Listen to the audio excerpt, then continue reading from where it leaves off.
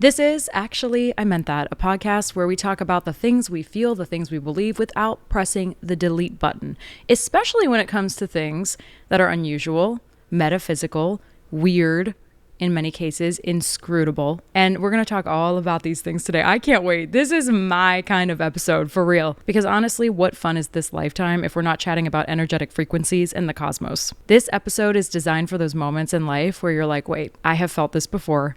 And I don't know why, and I don't know how, the inexplainable, and I can't wait to talk with you guys about it. So let's get started. Before we dive into this episode, I have to ask you guys several questions. I have an entire list because I just want to get those brain juices flowing because this is the stuff that just keeps me freaking up at night. Have you ever known something before it happened? What did that feel like? What moments in your life felt like a movie, almost too aligned to be random? Have you ever dreamt something that came true later? Have you ever heard or felt someone in the room that was otherwise empty? Listen, I feel like that guy also who talks and he's like, did a houseplant witness a murder? Who is that guy? I always forget his name. That video goes so viral. It's so freaking funny. That's me. That is literally me. When I show up to any casual event, I'm usually asking questions like this. We don't do small talk here. We do not do small talk here. If you're new here, you might not know this, but if you have been around this block, you guys already know, we go straight to the deep shit. Always. When do you feel most tapped in to something larger than yourself? Do you believe in alternate timelines? Why or why not? What's one weird thing that has happened to you that no one could explain, but you knew it meant something? Keep those questions in mind as we go, because today we're not just talking about déjà vu, we're talking about real world stories.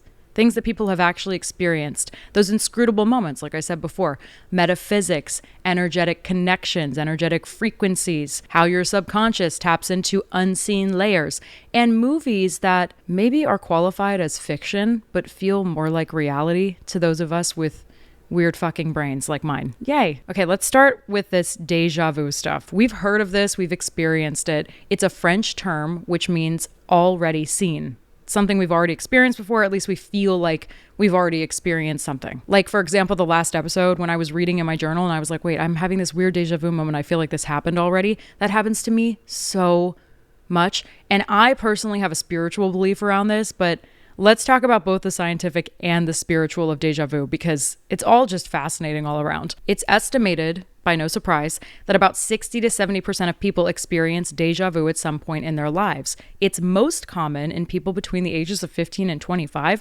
I guess the studies have proven this. I'm 34 and I feel like I'm going to experience this for the rest of my life. I don't know why it's most common between those ages, but that's what the stats say. Researchers think déjà vu is tied to the peak of neurological activity. According to a 2012 study published in Frontiers in Psychology, déjà vu may be linked to a sort of memory mismatch, where your brain pulls a current situation into the same neurological pathways as a past memory, even if the experience is new. Psychologists also believe it could be caused by a minor delay in processing between the brain's hemispheres, creating that eerie sense that the moment has already happened. It's like your brain accidentally hit replay while still recording. You guys know exactly what this is. You've experienced it. But this is not the whole story. That's the biological, or I should say neurological part of déjà vu. There's also the spiritual stuff, the glitches in the matrix, the time hopping. I feel like this happens so much to me. I mean, I don't even feel like, I know it does. It just happened to me when I first moved to where I am in Chester County, Pennsylvania. It happened to me when I was living in Lancaster County, Pennsylvania. Pennsylvania is also, I feel like, a very spiritual, eerie place because of all the ghost history that we have. There's always something, there's always something. I was in a shoe house, literally a shoe house that's in York County, PA, and it's shaped like a boot. Okay, it's an Airbnb now. Pretty cool. If you've never been to Pennsylvania, that's one of the places you should add to your list. In fact, I have an entire account called Pennsylvania Junkie. So if you're new here, know that that's my main account. You guys can go over there to my little travel history explorations. But I went to the shoe house and I was in there doing an IG live for my followers on Pennsylvania Junkie. And while I was on this live video, a door just shut out of nowhere. And I'm like, it wasn't like slammed shut. It just shut. And I was like, what? Really? Really? The Haynes shoe house is haunted now? Really? I mean, everybody knew this. I didn't know this until I actually went there and I was like, oh my God, I wish I would have known this ahead of time. I should have just assumed. With all the travel I do in Pennsylvania, I should have just assumed. But anyway, let's get back to the topic at hand. So of course, our old friend Reddit, we can always rely on, right? Reddit always has something going on. There's all the metaphysical on Reddit that people share their experiences on. There's a whole YouTube community for Glitch in the Matrix content. It's just really, really interesting. So I read this one that just showed up in one of the top search results, and this person shares this story. It's really interesting. I can't get this out of my head, and it's driving me insane. Last week, I was cooking rice for dinner, and I was making it with pork. I realized the rice would take around 20 minutes to cook and the pork around 45, and the water was already boiling for the rice. I put the pork in the oven. I took the heat off the stove. I take the lid off the rice pot, and I play a crossword on my phone for about 10 minutes for time to pass so that the food is ready at the same time. I remember distinctly putting the lid right next to the pot, and it was a perfect fitting lid. 10 minutes go by, and I look at the stove. The lid is much larger, not the one I was using before, and it looks the same as one for a larger pot I have. And now the lid to this smaller pot is nowhere to be found. I chopped it up as maybe not thinking clearly about the lid when I started boiling the water, but I know the lid was smaller, not the universe gaslighting us. This happens so much. Now I have 2 identical lids for a larger pot and no lids for a smaller pot.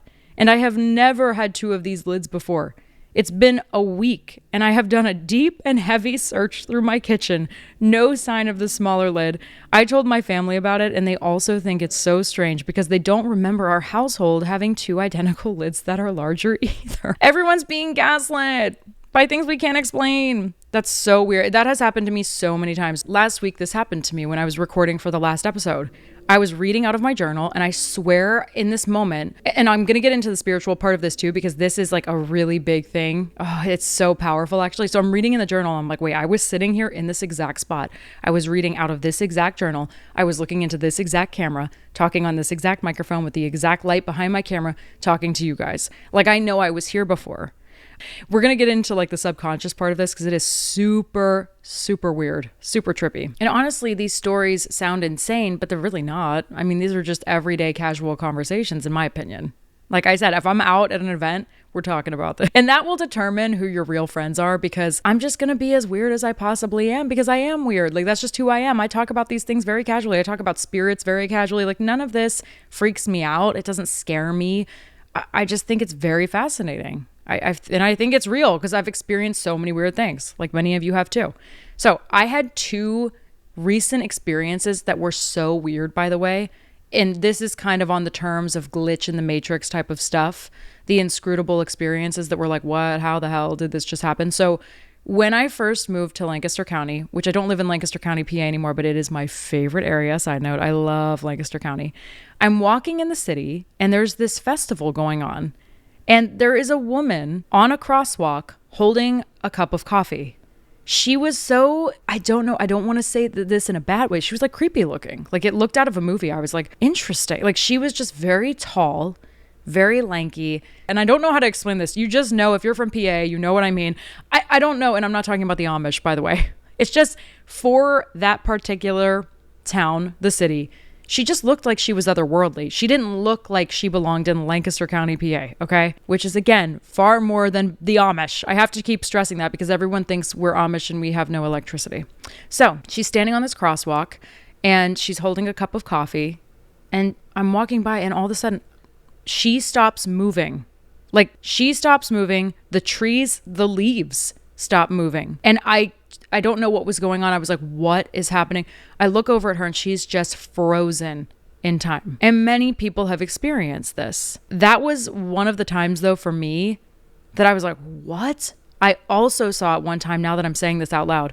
I saw this one time when I was driving through, what do you know, Lancaster County, PA, my favorite place. And I saw it with cows. They stopped. They just stopped. They stopped moving. And it wasn't like, oh, they just stopped and paused. Like it was literally a frozen scene in real time. And it happened for what felt like way longer than a few seconds, but it happened. And I was like, oh my God, we're glitching. We're glitching. So that was one experience. And then later on, I moved to Chester County, PA. And just a month into living in this new town in Chester County, I'm walking down the sidewalk with the dogs, and I have never felt this in my entire life. This was probably one of the strangest things I've ever felt. Like, I've done meditation where I have ascended to a different realm. Like, it's very weird. And a lot of people call it astroplaning, whatever. But like, I felt like I wasn't on this planet in this incident. Kind of like that. But it was a lot scarier. It was just really strange. I was not prepared for it at all. So I'm walking. All of a sudden, I feel this like, whew, like it was like a vortex. Like I was walking through some sort of portal, and it was very strange. I slowed down. My whole entire body fell back, but in slow-mo. And like everything around me started like reverb, like almost. It was very, very strange. And the dogs were with me, and I was looking at them, and they were doing all it was just real time for the dogs. I'm like looking down, watching them in real time, but I'm not there. And it was so incredibly odd and uncomfortable. It felt like, the closest I felt to that was like when I was when I was doing a third eye meditation, and I had to literally ground myself for the next 24 to 48 hours after that meditation because I didn't feel like my feet were planted on this planet. It was very, very uncomfortable. And that's exactly how this experience on the sidewalk in Chester County felt like. I don't know what that was, but it took me what felt like a lifetime to get out of that state on the sidewalk. And I'm like, I got to get back home. Like, I am so confused. People are going to be like, is she okay? Like, I honestly looked like I was having a medical emergency. And I really was like, maybe I am. And then I started, I'm not going on WebMD. No way in hell am I going on WebMD and searching this, because I really do reduce it to something spiritual. It had to have been. I really felt that way. So very, very, very strange. And a lot of you have these experiences, and I would love to hear about them. You guys can send me an email, kat@actuallyimeantthat.com. I keep forgetting to mention that, but you should if you have weird experiences, because I would love to share them on future pod EP. You can also send me a DM on Actually I Meant That on Instagram and TikTok. It's literally just Actually I Meant That. On all platforms, on YouTube, you can hit me up, comment on this video, and let us know your weird glitch in the matrix moments, your deja vu moments, your weird metaphysical frequency moment. I love these things. I love these stories. So here's where it gets really trippy though. When we were talking about deja vu and the biological, the neurological, there's also a subconscious side to this. Studies show the brain is capable of encoding and storing more information than we consciously realize. According to the Harvard Gazette, much of our memory lives in the implicit mind, which means it can shape perception, intuition, and emotional memory without you ever knowing it. It's possible that when you dream, especially in those half-asleep states, your brain is piecing together all of those implicit details to simulate future moments. This is why I am so big on what everyone in this lifetime calls manifestation. The subconscious rewiring changed my entire life. And I am talking mentally, financially, spiritually, emotionally. It changed my entire life, like a complete 180. And it would not have happened. I would not be at all the woman I am today, where I am today, had I not done deep sleep hypnosis. So like this kind of stuff is super, super, super important, honestly. This kind of stuff, meaning the dream state. Theta waves manifestation is what I call it. A lot of people say, what's your most powerful manifestation tool? And I always share this one because it seriously took things from 0 to 100. And I'm just going to give you this little tidbit today, because I do believe that when we are sleeping, it is the most powerful time to bring to reality whatever it is that we desire. Because I was broke off my ass a couple of years ago. And when I started doing deep sleep hypnosis at night, changed my life. But also this practice that I saw in a TikTok video one day, love it, is the theta waves manifestation. So like I was saying, that groggy state before you go to sleep, that groggy state right when you wake up, you're like, you're here, but you're not here. You know how your dreams are still playing out and you're like, okay, I'm still going through the dream. Like, it's happening. That is when your subconscious mind is cracked wide open to receive whatever you want it to believe. And I kid you not, this is the best time to speak into existence what you want, even if it is just to channel gratitude. Because maybe your whole life you were raised by someone who was very cynical, or you were around a bunch of negative people throughout your life and you just weren't around the right crowd and they got into your brains, or you were consuming things online and it got into your brain. This stuff affects us. It really does, like, especially in this hyper digital era. So at the time, I was really struggling with money. I was broke off my ass. Like I said, I would wake up every day. There would be negative numbers in my bank accounts. I'm talking in the thousands. And this was as a result of poor financial decisions I made. And I fully own that. And I am not by any means saying, disclaimer, you sit down and you're like, okay, bring me money, and then it just happens. People have this really big stigma around the metaphysical and energy and manifestation and all that stuff. That's not how this works. There is work that is involved in getting what you want, yes. But the belief and the rewiring of your brain to think differently is the essence and the core of getting it, okay? So when you're in this theta waves state, right before you go to sleep, you're groggy, you're there, but you're not there. You can make statements. Okay. Now, I didn't have specifics at the time. I just didn't want to be broke. That's all I knew. If you can get specific, do it. Get as specific as possible. I didn't know at that time what I wanted. In fact, I didn't know that I could achieve so many things at that time. I was a skeptic in ways. I was like, I don't know. I mean, I've always been open to the metaphysical and the spiritual ever since I was a kid. Like, I've always had the base level of being interested in believing in certain things. But this was just something because I think I was in such a place of desperation around money, especially, that I was like, I don't think this is going to work. I just don't know about this. So anyway, I'm laying in bed and I just said, wow, I'm so grateful for all the things that I have. I'm in disbelief over how much money I have in my bank account now. It is so much that I don't even know what to do with it. I always said this, I can use it for good. I can use it for so much good. And I'm so grateful for this. Show me how good it gets. And I said that every single night and every single morning when I woke up. And I did this for months. When I tell you in just a couple weeks, like all these opportunities financially started pouring in for my business, it was crazy shit because I actually started working at my desk and out in the world and presenting myself as if I already had it. And it happened so organically that looking back, I'm like, that is crazy. Because I remember how deep in despair and in the fucking trenches I was at that time financially. I was rock bottom, broke off my ass. And I was so negative too. I really was in that mindset of money doesn't grow on trees. All of the money mindset, limiting beliefs you read about in books and on YouTube videos, like money doesn't grow on trees. Oh, you're just lucky. You're one of the lucky ones. I genuinely felt that certain people only deserve money that they get. Like, I'm not one of those people. I can't even say it. Oh my God. Like it literally makes me want to vomit. I can't even talk like that now. My brain does not compute that information. My brain is like, ooh, no. Like it literally puts a red alert out. Whereas before my brain saw that as something comfortable. My brain was trained to believe this is our life. This is what we're settling for. And when you say, I'll never have that, you're never going to have that. So I went from completely disbelieving that I deserved all of these things and was worthy of all of these things to not ever being able to disbelieve in myself again because I proved my brain wrong. And the thing is, we control the way that we think. So it's like your brain, it's a tool. It's a thing, right? It's a physical thing in your head that you can actually control if you do the work. And the work is not easy. Another thing I would do is deep sleep hypnosis. If you look up Michael Sealy on YouTube, loved going to bed with Michael Sealy every night. I still go to bed with Michael Sealy sometimes. He has a voice that's as smooth as butter. It's just so easy to fall asleep to this man's voice. In the beginning, he's always like, do not listen to this recording whilst driving or operating heavy machinery. I love it. I love it so much. But this is where it gets really, really interesting.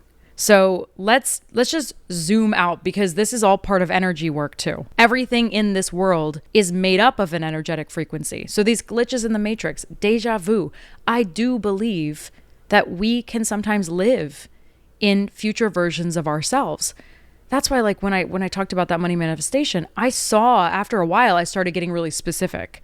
I started believing in it. I started seeing myself on stages. I started seeing myself sitting in front of a camera with a microphone. So when I had that weird deja vu moment last week, I think it's because I was supposed to be here at that time, reading out of that journal. It was already mine. That's why when people say, well, if you already visualize it, if you can already see it, it's yours.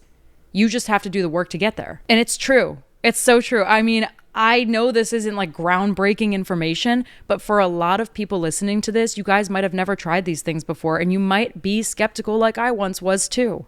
And that's okay. It's a very weird thing. I remember when I first started like diving into money manifestation. What the fuck is all this? Come on. Like really, I'm going to sit down and meditate and say all these affirmations.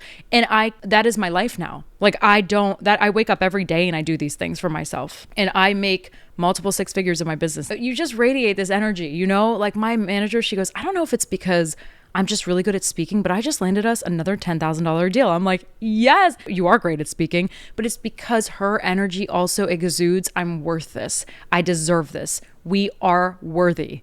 And it changes the whole fucking game, you guys. I swear. The things that you believe in, your energy that you put out into the world, you will get back in. And when people say to me, oh, that's just a bunch of BS. Have you tried it? Because 99% of the time, people haven't tried it. And the 1% who did, they didn't do it long enough. They tried it and they were like, this is bullshit. See, like I said, and they didn't do it long enough. You have to be consistent, just like anything else. You can't just do this for 2 seconds of your life and meditate or write in your journal and be like, oh yeah, I don't have everything I want. See, it doesn't work. People will do literally anything to go back to their comfort zone, to their safe space, what their brain sees as safe, right? They'll do anything to prove themselves right instead of prove themselves wrong. And the latter option is way harder, okay? So everything in the world is energy, your thoughts, frequencies, emotions, the people you're drawn to. You know when you're around a group of people and you're like, nah, I'm not feeling it. And everybody's different. Someone else might perceive that as like, no, that person's fine, totally fine. I'm down with it. But someone else might be like, something's off. Something is off. It's all valid too, because that person might be operating on a frequency that doesn't align with you. I also hate when people are like, I'm high vibe. What exactly do you mean by that? And I know in general, yes, joy can be high vibrational. And I would say if we're talking joy, I would say I'm a very high vibrational person. I've been going through some things recently, but life is not linear. Healing is not linear. We have to dip back down into the darkness to access our light at times. But for me, I don't see frequency as universal or generalized. I see it as someone who has a low frequency at that point in my life. Like someone who views that person as low frequency, maybe I see them as high frequency at that point in my life, at that point in my journey. You know what I'm saying? So I think it varies from individual to individual based on our experiences, based on what we want, based on what we like, what we're attracted to, all of those things. But it's the people you're drawn to, the moments you remember, the dreams that you feel, not even have, but you feel them. Oh my God. We need a whole episode on dreams, because I have a whole journal on my dreams, and many of you can relate to this too, because you know my peeps out there who do lucid dreams, right? Your brain does it. Same. Hi. My vivid dreamers, you guys know exactly who you are, and you've had them since you were a kid. I mean, I had the most insane dream when I was a child. You guys are gonna fucking exit this podcast now. It's okay. This is not for the faint of heart. I'm just going to tell you right now. I don't know what demons I was battling as a child, but I had some weird shit going on as a kid in my brain. Something was going on. Frankly, still to this day. I didn't want to think about these. It wasn't even intrusive thoughts. This was like, I didn't get it. Like I didn't understand it. And a lot of times it was my dreams. So I remember this one time distinctly. I will never forget it. It was so freaking traumatizing. I was in this lucid dream, which is a dream within a dream. What's the movie? Oh my God, with Leonardo DiCaprio, right? What's that movie? Inception. So when I was young, I had this dream. And you know when sometimes you're in a dream and you hear the music playing, but it's actually your alarm clock going off? Well, at that time, this was in the 90s, probably like circa 1997 when I was 7 years old. And the alarm goes off and it's the song Black Velvet, you know, Black Velvet by Alana Miles. Yeah. So she's singing the song on the radio.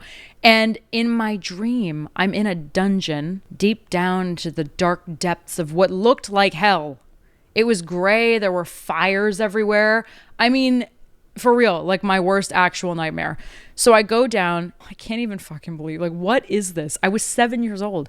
And there were these people like dressed in science, like, I don't even know, like lab coats. And they looked like scientists, and they were dismembering bodies. And there was blood flying everywhere. I was 7 years old and I had so many dreams like this. And I know some of you were like, yeah, I get it. Like, yeah, because we could chill. We could totally talk about this over coffee. Like, no problem. Some of you are probably listening to this like, the fuck, are you okay? And the answer is no, I am not okay. My brain is unwell, which, you'll get used to it. But that was so strange. And then there was another dream within a dream. I was lucid dreaming again. I was probably like 8 at this time. Yeah, because maybe I was 7 at that time. I don't know. It just kept like all the bangers kept coming out. So I'm in these stalls in a bathroom and I was in paralysis in this dream. So when you're in sleep paralysis, your whole body is basically paralyzed and you can't move and you can't scream. You can't voice anything. And all of these skeletons were running out of the stalls, coming after me. And I was like, I couldn't scream. I was trying so hard to scream. I'm like, oh my God, but I couldn't. It was so debilitating, the worst. And I would get into all of the dreams I had throughout my adult life, but those are a little too close to home. I'm a little terrified to even share those. I don't want to make this podcast so fucking dark. I really don't, but it is pretty crazy. And so basically what I'm saying here is that the people you're drawn to, the moments you have that you experience, the dreams you feel that are too real, all of that is vibrating at a certain level, a certain frequency, which now that I'm looking back, I'm like, okay, there's no way that was a high frequency, those dreams that I had.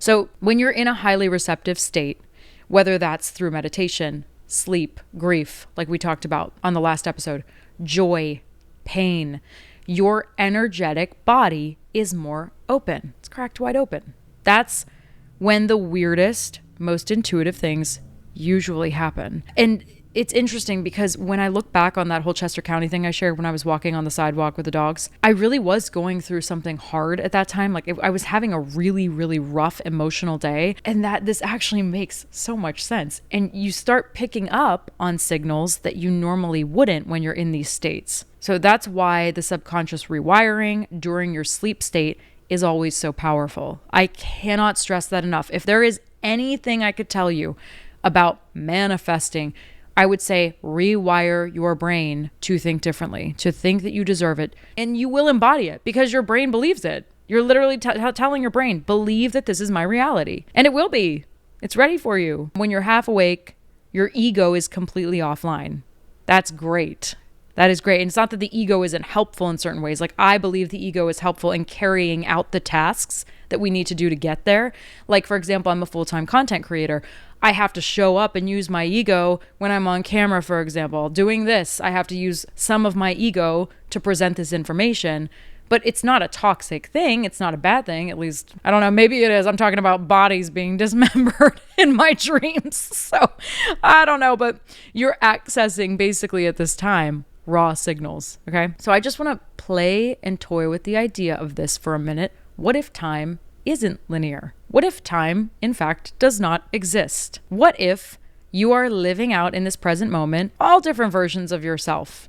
What if your past self is here, your future self is here, and you're just watching the real play? It's happened to so many people, and it's often why I say time doesn't exist, because what even is time anyway? I think we use our logical brains as humans in this lifetime to make sense of it, like I said before, and I think it's like I always say this, it's very endearing. What really is time, and why is it really necessary? It's just very interesting. What if you've actually lived in this moment before? What if you've listened to this episode before, and now you're like, oh, okay, cool. Like I was hoping I would find the coolest girl online and listen to her podcast. Wink, wink. No, I'm just playing. But what if you've lived in this moment before? And I often resort to the movie Interstellar, which is one of my, actually, it's probably my favorite movie of all time. Matthew McConaughey plays a starring role. So in Interstellar, Matthew McConaughey goes on this outer space mission, and his time in outer space, it's like a day in outer space is equivalent to what, like 13 years on Earth or something? I don't remember the ratio, but people claim this to be very real. And like truly, I don't even know if this is fiction at this point, but he's floating through these bookshelves in outer space, which are the bookshelves in his home on Earth. And his daughter is young at that time, and he's trying to like push the books out of the shelves through space to communicate with her. And I often look at that scene and I'm like, damn, this is so real. Like such crazy shit has happened in this human experience for me that I wouldn't even doubt for a second that that's not real. So he's communicating with his past through gravity, by way of gravity. And I know that it sounds fictional, but there are things like Einstein's theory of relativity that says time does in fact bend. And emotional gravity, that might be real too. So what if deja vu is a wink from your higher self? I cannot stop thinking about this because of last week when I was reading my journal and I'm like, this happened before. Because you guys want to know something too? This podcast has been such a manifestation for me in a way that I didn't know how it would unfold. For years, I racked my brain over this podcast. I'm like, what is this even going to be? Do I even start a podcast? Like, why would I even do this? And I didn't know what it was going to be. And I'm going to tell you right now, actually, I meant that was not even remotely what I thought I was going to be doing. This is not at all how I envisioned this podcast. And often, this is always the best stuff that comes through for us, because I had no idea this is what this podcast was going to be. And then I just started and I did it messy, and I'm doing it messy. This is, as you know, not perfect by any means, but it is so fascinating that for so many years I was like, I am going to let you, universe, God, whatever you believe in. If you don't believe in anything, that's fine too. But I'm going to let you take it from here. You can take the reins. I am open to this podcast whenever it is meant. I'm not going to push it. I'm not going to force it. I'm not starting one unless I feel ready. And let me tell you, I have felt so good about this show. I have felt really light. I felt really aligned. I've just felt really at peace with doing this. And in a space where, as a recovering people pleaser, I never thought I was going to feel this comfortable speaking my opinions and using my voice in this way. And I actually do. And it's creating a community online, on TikTok, on Instagram. It's creating a really beautiful community. And I'm really thankful for you guys too. I'm a newbie to this. So hopefully in a couple of years from now, we can look back on this and be like, wow, that's pretty fucking cool. But I do believe last week's episode was a wink from my future self being like, hey, yeah, look what we did for you. Here's your podcast and you're doing it. And it's just really exciting. So another thing is, what if your dreams aren't dreams, but they're downloads? They're intuitive spiritual downloads of something, like they're telling you something. Another thing I've had a lot is a few times, not a lot, I mean, not dozens of times, but like a few times I've had visitation dreams. So some of you might have experienced this with people who have crossed over. I know some of you don't believe in that, like that we continue to exist after we die. I do believe that. I really do. I have had way too many paranormal experiences, spiritual activity, just inscrutable things that have happened that make no sense, but they make all the sense. My late friend, Terry, passed away years ago at this point, and she was in her late 40s. It was tragic. We had no idea that Terry was struggling so much. And it was the hardest loss, one of the hardest losses of my life. And a couple of weeks after her death, I had this dream where I was in my apartment in the complex we lived in, and I'm sitting at my coffee table that my dad built me. I'm sitting at the coffee table with my legs crossed on the floor. There was no other furniture in my place. And Terry was there, and she had her silk satin lavender top on, which was her favorite color. She loved purple. She looked so beautiful. And I remember she sits down in front of me and she's like, "Babe, I am so happy to see you." And she was so youthful and so clear. She was glowing from the inside out. I honestly, and she always looked good, but I had never seen her look better. And she was so vividly clear in this dream. Her voice, like how she was speaking, it was so enunciated, so clear, and it was coming from a different place. I will never forget that dream because I really felt like I was with her. And I was like, "Terry, I was so worried about you, and I just wanted to make sure you were at peace and you're happy." And she's like, "Babe, I'm fine. I'm so happy. I'm so happy here." And she just looked so joyful. And then a couple weeks later, I met with my psychic medium, Patty, who's in Jersey. And she was like, "Wow, I'm surprised," because in Terry's situation, most people are very remorseful. Like they go to a healing sanctuary, they take a lot of time to feel that, and they won't typically come forward. But she's like, she's coming forward, and she started talking like Terry to me. This was like a couple weeks after I had that dream. She started talking like her. And Patty doesn't talk like Terry at all, like not even close. And I was like, "What?" And I'm like, "You're literally speaking like her." So I knew she was communicating with her, and she was like, she's so at peace. And I'm like, "Oh, thank God."